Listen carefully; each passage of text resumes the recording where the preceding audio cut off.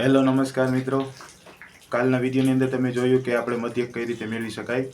આ વિડીયોની અંદર આપણે એ જોવાનું છે કે જ્યારે મતલબ સંચયી આવૃત્તિ જે હોય છે જેની કે મતલબ જે આવૃત્તિ આપેલી છે તે આવૃત્તિ અયુગ્મ હોય, મતલબ કે જ્યારે યુગ્મ ન હોય ત્યારે તેને આપણે મધ્યસ્થ કઈ રીતે શોધી શકીએ, અને વર્ગ અંતરાલ આપેલા હોય અને ત્યારે મધ્યસ્થ શોધવાનું કે કોઈ કોષ્ટક માટે, તો તમે કઈ રીતે મધ્યક શોધી શકો તે આપણે આ એક્ઝામ્પલના મદદથી આપણે જોવાનું છે કે જ્યારે સંચયી આવૃત્તિ અયુગ્મ આપેલી હોય, મતલબ કે તે યુગ્મ ન હોય અને આપણે મધ્યસ્થ શોધવાનું કહે તો આપણે કઈ રીતે મધ્યસ્થ શોધી શકીએ. તો તમે જુઓ વિડીયો કે જ્યારે સંચયી આવૃત્તિ અયુગ્મ હોય તો મધ્યસ્થ કઈ રીતે શોધી શકાય.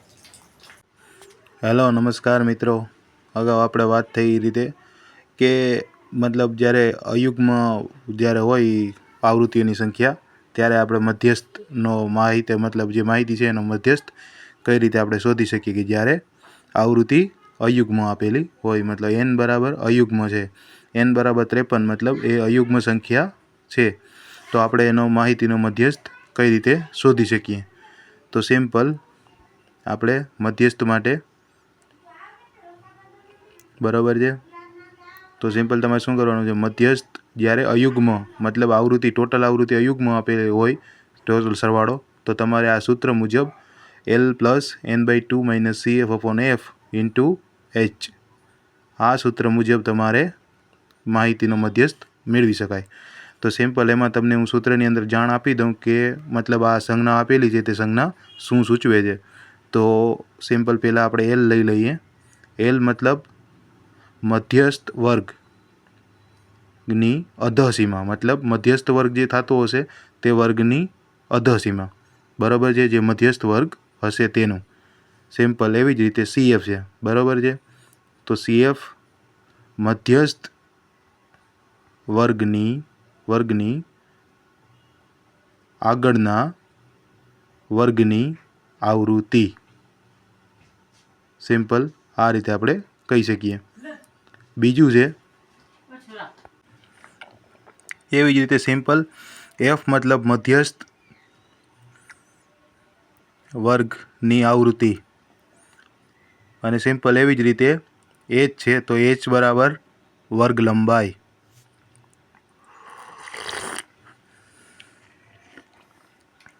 સિમ્પલ આપણે એક અહીંયા કોષ્ટક તૈયાર કરી લઈએ કે મતલબ આપણે એને આવૃત્તિ આપી શકીએ. સિમ્પલ આપણે અહીંયા કોષ્ટક તૈયાર કરી લીધું છે. તો સિમ્પલ આપણે જે પહેલાં એમાં માહિતી આપેલી છે તે માહિતી એની અંદર આપણે ઇનપુટ આપી દઈએ. તો મેળવેલા ગુણ, બીજું આપેલું છે વિદ્યાર્થીઓની સંખ્યા, અને ત્રીજું આપણે જે ઇનપુટ આપણે ખુદ મેળવવાનું છે તે છે સંચયી આવૃત્તિ, મતલબ તેના ઉપરથી આપણને ખબર પડીએ મધ્યસ્થ કેટલો મળશે એના માટે.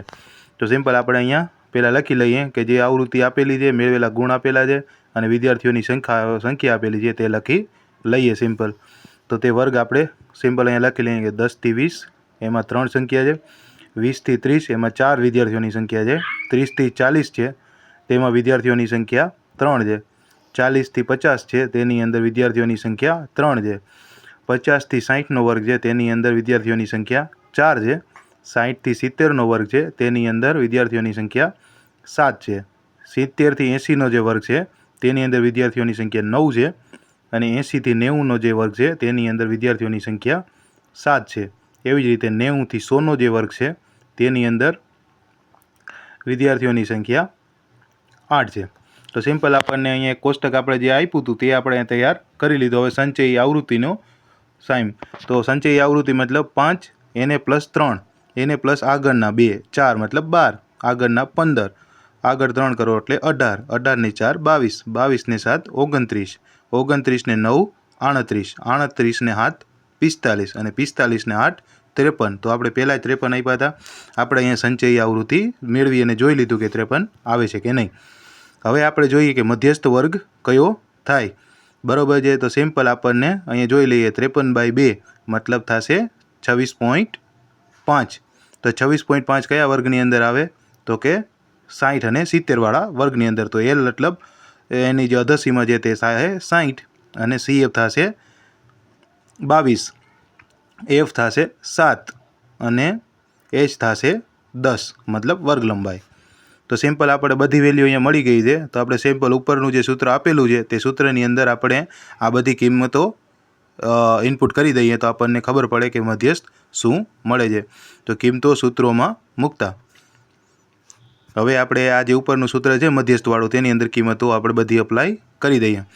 તો મધ્યસ્થ તો L બરાબર આપેલી છે તો 60 n/2 મતલબ કેટલી છે 26.5 માઇનસ CF મતલબ 22 અપોન F મતલબ 7 અને ઇન્ટુ H મતલબ 10 મધ્યસ્થ is equal to 60 plus 45 upon 7 તો મધ્યસ્થ ઇઝ ઇક્વલ ટુ 66 ઇન્ટુ 0.4. તો આ સિમ્પલ તમે આ રીતે માહિતીનો મધ્યસ્થ મેળવી શકો કોઈ પણ જ્યારે અયુગ્મ સંચયી આવૃત્તિ ટોટલ આપેલો હોય ત્યારે.